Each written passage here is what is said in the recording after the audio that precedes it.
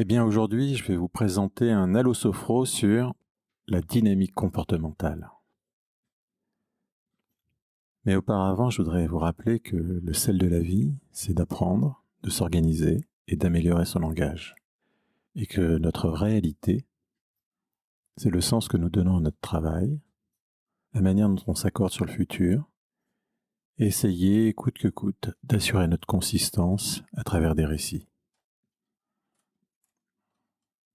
Pour comprendre la dynamique comportementale, il faut distinguer la réalité en soi et la réalité pour moi.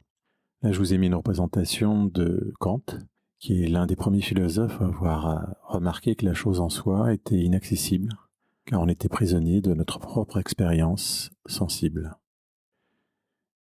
La chose pour moi, c'est notre perception. Elle est construite suivant nos représentations culturelles, l'éducation, notre déterminisme social, nos ressentis. Là, on voit le sens de la dynamique comportementale quand elle prend le chemin de la réalité. C'est-à-dire que la réalité est perçue par notre corps en termes de sensations, et ces sensations sont traduites par l'esprit, et ce qui forme la perception.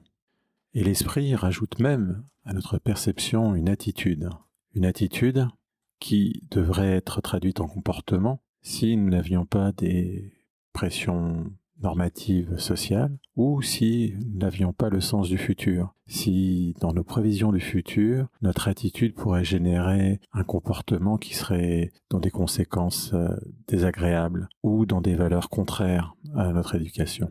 C'est là qu'apparaît l'intention. En fait, la différence entre une attitude inobservable et un comportement observable, c'est que l'intention joue son rôle. Et parfois, on pense avoir une bonne attitude et pourtant notre comportement est contraire à l'attitude qu'on avait au départ. La dynamique comportementale, elle peut s'envisager dans l'autre sens grâce à la PNL ou à la sophrologie. Et là, c'est là où on voit qu'on est possiblement sa propre ressource. On peut imaginer un comportement qu'on souhaite et essayer de suivre le chemin inverse et d'aligner intention, attitude, perception, sensation.